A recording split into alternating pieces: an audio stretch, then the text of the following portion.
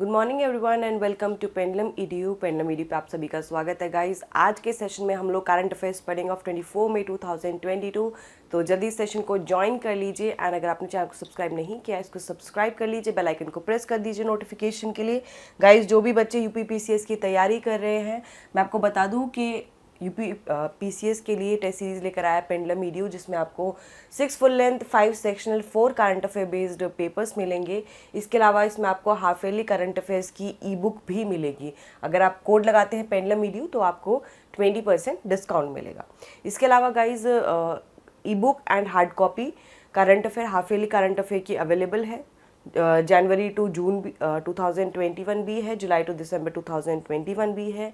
Hindi English दोनों में available है, आप परचेज कर सकते हैं। डिस्क्रिप्शन में आपको लिंक गिवन है। इसके अलावा बैंकिंग अवेयरनेस भी अवेलेबल है हाफ ईयरली। आप एनुअल सब्सक्रिप्शन भी ले सकते हैं, जो भी है उसका डिस्क्रिप्शन लिंक में जो है आपका गिवन है डिस्क्रिप्शन में लिंक। सो स्टार्ट करते हैं गाइज हम लोग। फर्स्ट क्वेश्चन आपके लिए, in which state have researchers found a new species of venomous snake named Maya's pit viper. शोधकर्ताओं ने किस राज्य में माया पिट वाइपर नाम के जहरीले सांप की एक नई प्रजाति की खोज की है? मणिपुर, तमिलनाडु, मेघालय एंड उड़ीसा। गाइज मैं आपको बता दूं कि हम आपके लिए हर न्यूज़पेपर, ज़्यादातर जो इम्पोर्टेंट न्यूज़पेपर है सबको कवर करके आपके लिए न्यूज़ लेकर आते हैं ताकि आपका टाइम सेव हो। The Hindu, Indian express, times of India, जो भी आपके तमाम newspaper, PIB, news on air, सबसे जो है ढूंढ कर आपके लिए न्यूज़ लेकर आते हैं which are important from exam point of view. So हमारे साथ जुड़े रहिएगा।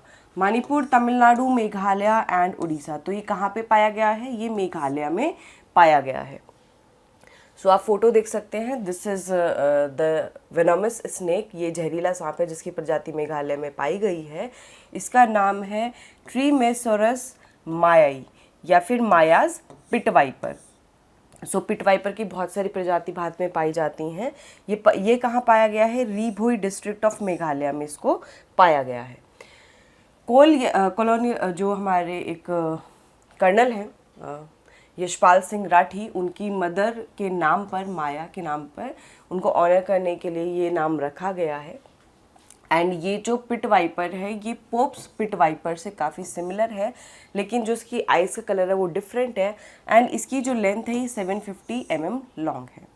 इसके अलावा जैसे मैंने पहले बताया कि इंडिया में 28 स्पीशीज से भी ज़्यादा पिट वाइपर्स पाए जाते हैं। और जो बैम्बू पिट वाइपर है ये एक एंडेमिक स्पीशीज़ है और ये कहाँ पर पाया जाता है? ये वेस्टर्न और ईस्टर्न घाट्स के कुछ हिस्सों में पाया जाता है। लास्ट 2 डेकेड्स में अगर हम देखें, लास्ट 20 ईयर्स में अगर हम देखें तो 1.2 मिलियन पीपल जो है उन्होंने अपनी जानें गंवा दी हैं स्नेक बाइट की वजह से। सो यहाँ पर जो ये पाया गया है एक पिट वाइपर की जो स्पीशीज़ पाई गई है, तो उससे पता चलेगा कि ये कितना वेनमस है। उसे एक रिसर्च के लिए काफ़ी यूज़फुल रहेगा। I hope this is clear. आगे मूव करते हैं। नेक्स्ट देखिए, who has won the William E Colby award for his book the hardest place. अपनी बुक द हार्डेस्ट प्लेस के लिए पुरस्कार किसने जीता है? Wesley Morgan, Alan Morgan, Veronica Gurian and Peter Jennings. बताएंगे। सो करेक्ट आंसर इसका ऑप्शन ए हो जाएगा, that is Wesley Morgan. So Wesley Morgan ने ये जो बुक लिखी है द हार्डेस्ट प्लेस, इसमें उन्होंने बताया है जो अमेरिका का एक्सपेडिशन रहा था अफ़गानिस्तान में, मिलिट्री एक्सपेडिशन जो था अफ़गानिस्तान की पेच वैली में। सो इसके बारे में इन्होंने पूरा मेंशन किया है। एंड इनको ये अवार्ड उनके मिलिट्री और इंटेलिजेंस कवरेज के लिए दिया गया है। ये जो कोल्बी अवार्ड है ये एक फॉर्मर एम्बेसडर हैं और CIA डायरेक्टर हैं विलियम ई कोल्बी, उनके नाम पर इस अवार्ड को रखा गया है। ये अवार्ड जो है इसको नॉर्विच यूनिवर्सिटी देती है इन नॉर्थफील्ड वेरमॉन्ट में। इसके अलावा इसमें जो कैश प्राइज़ है ये $5000 का है। ये दिया क्यों जाता है? जो भी मिलिट्री हिस्ट्री में अपनी अंडरस्टैंडिंग शो करता है, इंटेलिजेंस ऑपरेशन या फिर इंटरनेशनल अफेयर्स में अपने जो भी अंडरस्टैंडिंग उसको शो करता है, उनको ये दिया जाता है। तो इन्होंने पूरा वो अफ़गानिस्तान वाला जो एक्सपेडिशन था अमेरिका का मिलिट्री एक्सपेडिशन, उसको पूरा कवर किया था एंड डिफरेंट न्यूज़पेपर्स के लिए कवर किया था, इसीलिए इनको ये अवार्ड दिया गया है। चलिए आगे बढ़ेंगे हम। Next question, Which organization has installed the world's highest weather station on Mount Everest at an altitude of 8,830 meters? Rainforest Alliance, National Geographic Society, American Association of Geographers and National Public Radio. Guys आप हमें हमारे Telegram channel पे भी join कर सकते हैं, Insta पे भी ज्वाइन कर सकते हैं, हमें फॉलो कर सकते हैं, फेसबुक पे फॉलो कर सकते हैं, डिस्क्रिप्शन में आपको सारे लिंक्स गिवन हैं। इसके अलावा डेली करंट अफेयर्स वेबसाइट पे भी आप जाके पढ़ सकते हैं। Rainforest Alliance, National Geographic Society, so correct answer का ऑप्शन बी हो जाएगा, that is National Geographic Society. So अभी 5 स्टेशंस जो वेदर मॉनिटरिंग स्टेशंस हैं ये इंस्टॉल किए गए हैं एंड इसको इंस्टॉल किसने किया है? नेशनल जियोग्राफिक सोसाइटी ने इसको इंस्टॉल किया है एंड ये solar powered weather monitoring system है। इनको लगाने का पर्पस क्या है कि जो अलग अलग मेट्रोलॉजिकल फिनोमेना है इतनी ऊंची हाइट पे माउंट एवरेस्ट पे जो वेदर पैटर्न है उसको पढ़ने में ज़्यादा आसानी होगी, स्टडी करने में। सो यहाँ पर एयर का टेम्परेचर, विंड की स्पीड, डायरेक्शन, एयर का जो प्रेशर है, स्नो सरफेस हाइट में जो चेंज हो रहा है, सो ये सारी चीज़ें वहाँ पर जो है देखी जाएंगी, मापी जाएंगी, जिससे जो वेदर पैटर्न है वहाँ पर वो उसकी जानकारी मिल सकेगी। सो नेशनल ज्योग्राफिक टीम ने जो है नेपाल सरकार के साथ एक MOU पर हस्ताक्षर भी किए हैं कि पहले 2025 तक 5 स्टेशन जो है उनको पूरा फुली ऑपरेट किया जाएगा एंड फिर नेपाल गवर्नमेंट को जो टेक्नोलॉजी है वो 2026 में हैंडओवर कर दी जाएगी। ठीक है, इसके अलावा अब चाइना तो पीछे नहीं रहेगा, कुछ भी नया होगा तो चाइना भी करना चाहेगा।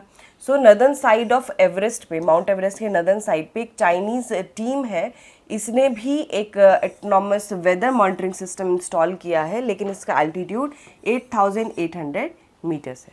ठीक है, अच्छा इसके अलावा अभी माउंट एवरेस्ट चर्चा में था, क्यों?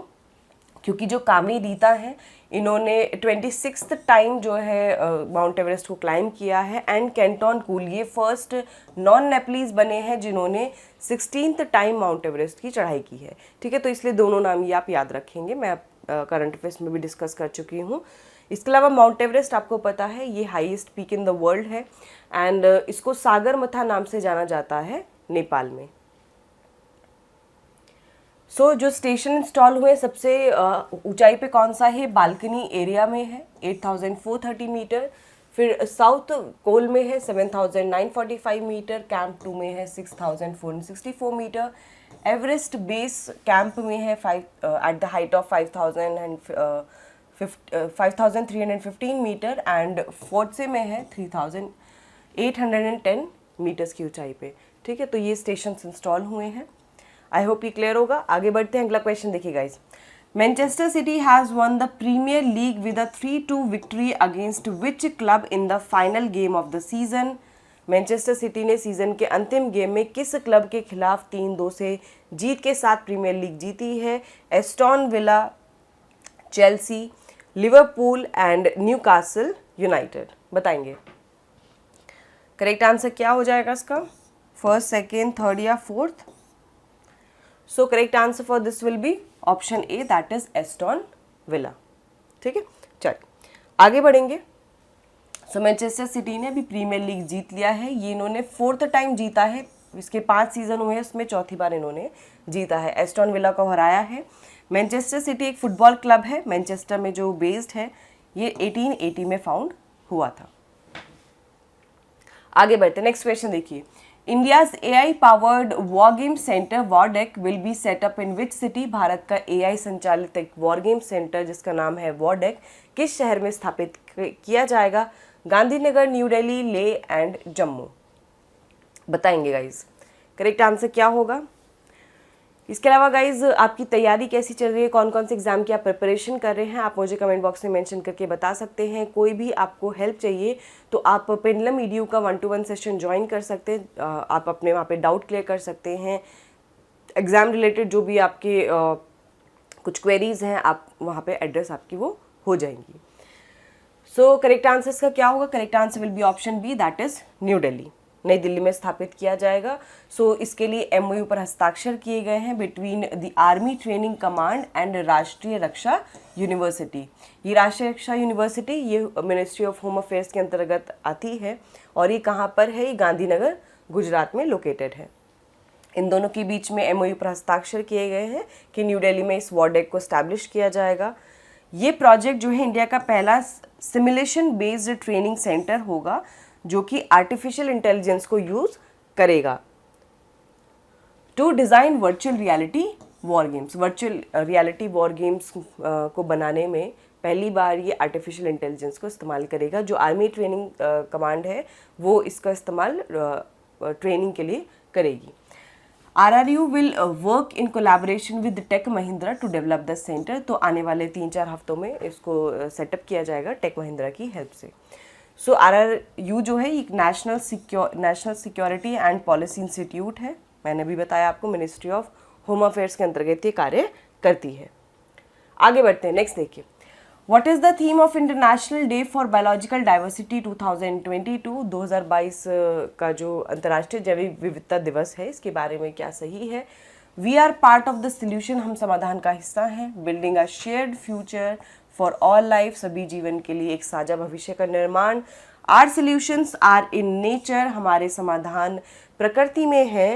And our biodiversity our food and our health, हमारी जैव विविधता हमारा भोजन हमारा स्वास्थ्य। गाइज इसके अलावा स्टडी मटेरियल भी अवेलेबल है वेबसाइट पे, आप उसको भी जाके पढ़ सकते हैं जिस भी एग्ज़ाम की आप तैयारी कर रहे हैं। अगर आप NTPC CBT 2 एग्ज़ाम देने वाले हैं तो गाइज आप टेस्ट सीरीज़ ज्वाइन करिए आज ही। चलिए, सो इसका करेक्ट आंसर हो जाएगा option B, that is building a shared future for all life. So आपका जो international day for biological diversity है ये 22 मई को हर साल मनाया जाता है। एंड जो ग्लोबल बायोडाइवर्सिटी इश्यूज़ हैं उनके बारे में जागरूकता फैलाने के लिए, क्योंकि बायोडाइवर्सिटी बहुत ही ज़्यादा इंपॉर्टेंट है। हमारा 80% फूड जो है वो प्लांट से आता है एंड मरीन रिसोर्सेज हमारे लिए बहुत इंपॉर्टेंट है। सो ओवरऑल बायोडाइवर्सिटी का एक मेजर रोल है ह्यूमन एग्जिस्टेंस में, ठीक है। सो थीम क्या है? Building a shared future for all life. दिसंबर 2000 में UN जनरल असेंबली ने डिक्लेयर किया था मई 22 को as the international day for biological diversity. So इससे रिलेटेड कुछ हम इम्पॉर्टेंट फैक्ट्स जान लेते हैं।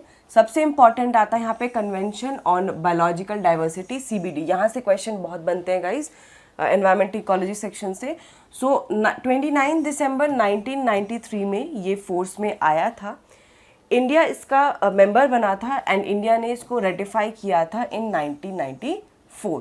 और फिर इंडिया ने अपना जो बायोलॉजिकल डाइवर्सिटी एक्ट है 2002 वो लेकर आया है इसी चीज़ के इम्प्लीमेंटेशन के लिए। सो जो कन्वेंशन ऑन बायोलॉजिकल डाइवर्सिटी ये क्या कहता है?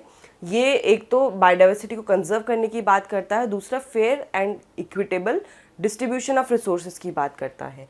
सो इसी कन्वेंशन को फॉलो करते हुए 2 प्रोटोकॉल थे। पहला था कार्टाजीना प्रोटोकॉल और दूसरा था नगोया प्रोटोकॉल। अब क्वेश्चन आपको कैसे पूछ सकते हैं? क्वेश्चन आपको पूछ सकते हैं कि कार्टाजीना प्रोटोकॉल आपका किससे रिलेटेड है या फिर जो नगोया प्रोटोकॉल है ये किससे रिलेटेड है। सो कार्टाजीना प्रोटोकॉल ऑन बायो सेफ्टी, इसका मेन पर्पज़ है कि जो आपके लिविंग मॉडिफाइड ऑर्गेनिज्म है LMOs हैं उनका प्रॉपर हैंडलिंग हो, उनका ट्रांसपोर्टेशन हो, ठीक है, उनका यूज़ हो, इसीलिए ये लाया गया था। ये प्रोटोकॉल 2000 में अडॉप्ट किया गया था और फोर्स में आया था 2003 में। इसके अलावा Nagoya protocol this is on access to genetic resources. इसका मेन पर्पज़ है कि एक तो सबको एक्सेस हो जेनेटिक रिसोर्सेज पे, दूसरा अगर उससे कुछ भी बेनिफिट हो रहा है तो सब में इक्वल डिस्ट्रीब्यूशन हो, fair in a fair and equitable way, ठीक है। जो भी utilization of genetic resources that should be, उससे जो भी बेनिफिट अराइज हो रहे हैं सबको बराबर बटे। So this came into force on 12 अक्टूबर 2014 में ये आपका फोर्स में आया था। तो याद रखेंगे कार्टाजीना प्रोटोकॉल, नगोया प्रोटोकॉल, ये आपके कन्वेंशन ऑफ जो ऑन बायोलॉजिकल डाइवर्सिटी है उसी से रिलेटेड है। आई होप ये क्लियर होगा, ठीक है। चलिए आगे बढ़ते हैं, नेक्स्ट देखिए। Which edition of Indian Navy Bangladesh Navy coordinated patrol, CORPAT started in northern Bay of Bengal on 22 में। भारतीय नौसेना और बांग्लादेशी नौसेना के बीच में कॉरपेट का कौन सा संस्करण 22 मई को बंगाल की उत्तरी खाड़ी में शुरू हुआ है? First, second, third and fourth, बताएंगे। सो करेक्ट आंसर्स का क्या हो जाएगा? करेक्ट आंसर्स का ऑप्शन 4 हो जाएगा, ऑप्शन डी हो जाएगा, दैट इज फोर्थ। सो जो इंडिजिनसली बिल्ट INS कोरा और INS सुमेधा है, इन्होंने पार्टिसिपेट किया है एक्सरसाइज में। INS कोरा ये गाइडेड मिसाइल कॉर्वेट है और सुमेधा जो है ये ऑफशोर पेट्रोल वेसल है। इसके अलावा जो इससे पहला एडिशन था, जो थर्ड एडिशन था कॉर्पेट का, ये कंडक्ट हुआ था अक्टूबर 2020 में एंड देन अभी फोर्थ संस्करण इसका हुआ है। आगे बढ़ेंगे, नेक्स्ट देखिए। Who among the following took oath as the Prime Minister of Australia on 23 मई 2022? निम्न में से किसने 23 मई 2022 को ऑस्ट्रेलिया के प्रधानमंत्री के रूप में शपथ ली है? Anthony Albanese, Penny Wong, Richard Marles and Katy Gallagher, बताएंगे। करेक्ट आंसर्स का क्या हो जाएगा? इंपॉर्टेंट क्वेश्चन है गाइज, ये ऑस्ट्रेलिया के नए प्राइम मिनिस्टर बने हैं। So correct answer is option A, that is Anthony Albanese. जो पेनी वोंग हैं, रिचर्ड मार्ल्स हैं, केटी गैलगर हैं, ये अदर पीपल हैं जिनको अपॉइंट किया गया है। इसमें से जो रिचर्ड मार्ल्स हैं इनको डेप्यूटी प्राइम मिनिस्टर अपॉइंट किया गया है, ठीक है। अच्छा, इसके अलावा केटी गैलगर जो हैं इनको अपॉइंट किया गया है as the finance minister and जो पेनी वोंग है इनको फॉरेन मिनिस्टर अपॉइंट किया गया है।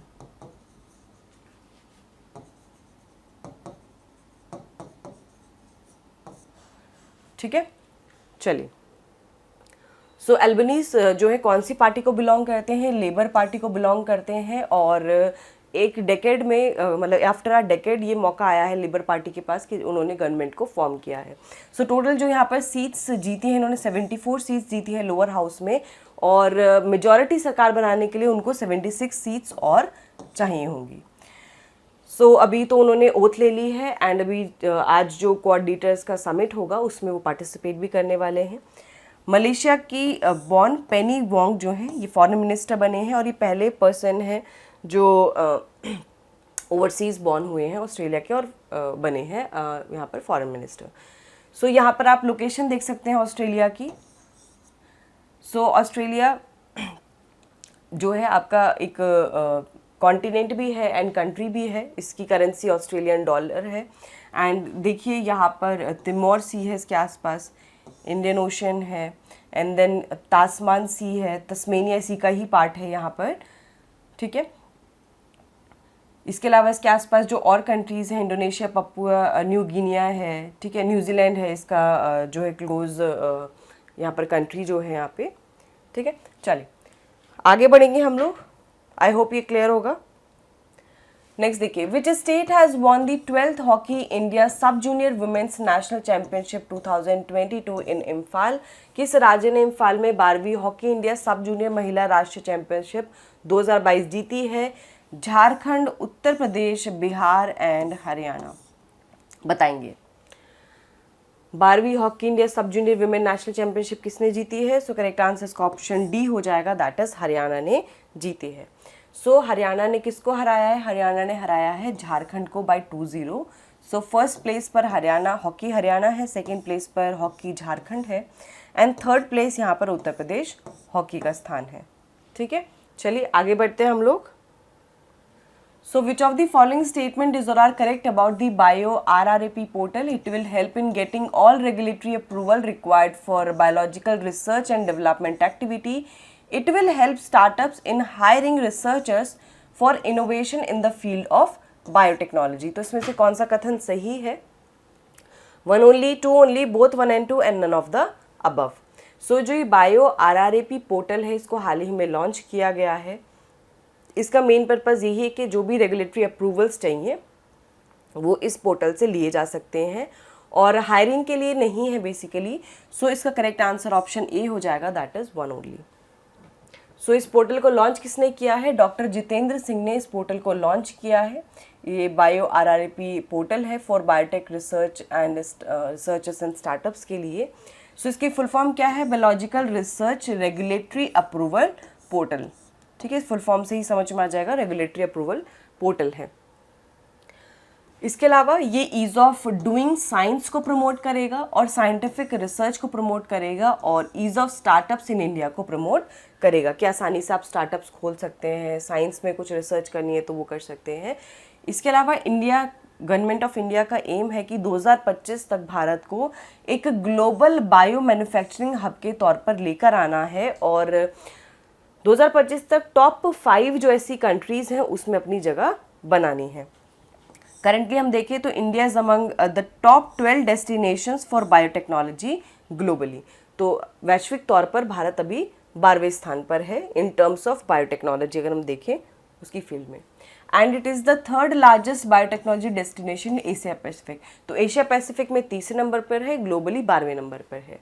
इसके अलावा the contribution of bio economy का जो कंट्रीब्यूशन है हमारे जीडीपी में, ये बढ़ गया है। 2017 में ये 1.7% था एंड अब 2020 में 2.7% हो गया है, जो कि एक बढ़ोतरी है।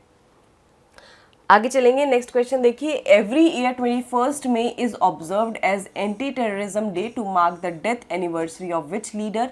प्रत्येक वर्ष 21 मई को किस नेता की पुण्यतिथि के रूप में आतंकवाद विरोधी दिवस के रूप में मनाया जाता है? Indira Gandhi, Rajiv Gandhi, Sanjay Gandhi and Lal Bahadur Shastri.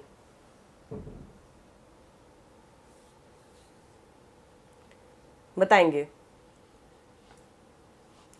So correct answer for this will be option B, that is Rajiv Gandhi. तो राजीव गांधी का असैसिनेशन हुआ था, आपको पता है, एक एलटीटी टेररिस्ट के द्वारा किया गया था ड्यूरिंग कैंपेन जो हुआ था और 1991 में उनको जो है मारा गया था।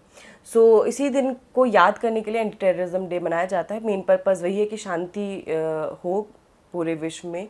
एंड दूसरा क्या है कि जो यूथ हैं इनको किसी भी टाइप के टेररिज्म या फिर वायलेंस से दूर रखना है। सो करेंटली अभी सुप्रीम कोर्ट ने ऑर्डर दिया है फॉर द रिलीज ऑफ एजी पेरीवलन, जो वन ऑफ दी 7 कॉन्विक्ट्स थे इन राजीव गांधी असैसिनेशन केस। सो ये करंट न्यूज़ है से रिलेटेड। चलिए आगे बढ़ते हैं हम लोग guys. So next question is which personality's 250th birth anniversary will be celebrated from 22 May 2022 to 22 May 2023? Swami Vivekananda, Gopal Krishna Gokhale, Shri Aurobindo and Raja Ram Mohan Roy. So किसकी 250वीं जयंती मनाई जाएगी? So correct answer is option D, that is Raja Ram Mohan Roy. So Raja Ram Mohan Roy बहुत ही फेमस ये जो है सोशल रिलीजियस रिफॉर्मर थे, मेनली सोशल रिफॉर्मर थे। And he was born on 14 August 1774 in Radhanagar village of Hooghly district. And इनको मॉडर्न इंडियन रेनेसा का पायनीर कहा जाता है। भारतीय पुनर्जागरण का अग्रदूत माना जाता है। इन्होंने ब्रह्म समाज की खोज की थी कोलकाता में इन 1828। इनको राजा का जो टाइटल है वो किसके द्वारा दिया गया था? मुगल एम्परर अकबर II के द्वारा इनको राजा का टाइटल दिया गया था। इसके अलावा उन्होंने सती प्रथा के अगेंस्ट जो है अपनी आवाज़ उठाई थी। Polygamy, caste rigidity and child marriage. So इन्होंने इन सब चीज़ के लिए, जो पॉलीगैमी इज जब एक से ज़्यादा शादी जो करते हैं, सती प्रथा के अगेंस्ट इन्होंने काफ़ी काम किए थे। He set up Hindu college at Calcutta in 1817। इन्होंने हिंदू कॉलेज की भी स्थापना की थी 1817 में। चलिए नेक्स्ट देखेंगे। RBI will pay how much money to the government as dividend for financial year 2022 to 23? So rupees 30,307 crore, 40,307 crore, 20,507 crore and 10,807 crore. बताएंगे आरबीआई कितना डिविडेंड पे करेगा गवर्नमेंट को? So correct answer is option A, that is 30,307 crore, जो कि पिछले साल के कंपैरिजन में बहुत कम है, ऑलमोस्ट 1/3 है। पिछले साल जो गवर्नमेंट ने डिविडेंड, आरबीआई ने गवर्नमेंट को डिविडेंड पे किया था, that was 99,122 crore. So current fiscal में जो गवर्नमेंट है इसने एस्टिमेट किया था कि आरबीआई से जो डिविडेंड मिलेगा that would be around 73,948, but अभी क्या है कि इस बार 30,307 करोड़ यहाँ पे मिल रहे हैं। आरबीआई ने कहा है कि वो कुछ जो अमाउंट है that it will reserve as contingency risk buffer that will be at 5.50%, क्योंकि आरबीआई जो है एक सेंट्रल बैंक है, ये बैंक ऑफ बैंक्स कहा जाता है इसको, और लेंडर ऑफ लास्ट रिजॉर्ट इसको कहा जाता है। तो कभी भी कोई ऐसी दिक्कत आती है, कोई समस्या आती है, तो वहाँ पे आरबीआई ही फिर पैसा देके हेल्प करेगा ना।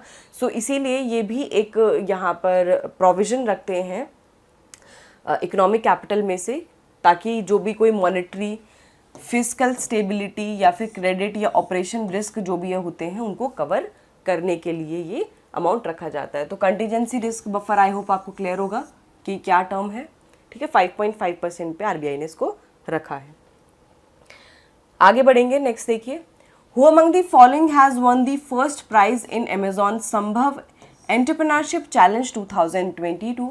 निम्न में से किसने अमेजॉन संभव उद्यमिता चुनौती 2022 में प्रथम पुरस्कार जीता है? रितेश अग्रवाल, सुभाष ओला, त्रिशनीत अरोरा एंड कविता शुक्ला। बताएंगे। So correct answer for this will be option B, that is Subhash Ola ने जीता है ये प्राइज। तो उनकी जो एक एंटरप्राइज है genius energy critical innovation private limited, इसको startup of the year award दिया गया है, क्योंकि इन्होंने एक टेक्नोलॉजी डेवलप की है जिससे जो बॉयलर्स होते हैं उसमें एनर्जी को सेव किया जा सकता है बाय रिसाइकलिंग स्टीम। सो इस टेक्नोलॉजी में जो अभी करंटली यूज बॉयलर्स हैं उनको बॉयलर इंफ्रास्ट्रक्चर को इस्तेमाल किया जाता है। बस करते क्या है कि जो क्लोज्ड सर्किट डिज़ाइन होता है पूरा टेक्नोलॉजी का, उससे जो दो अलग से वाटर की रिक्वायरमेंट है वो ख़त्म हो जाती है, वो कम हो जाती है।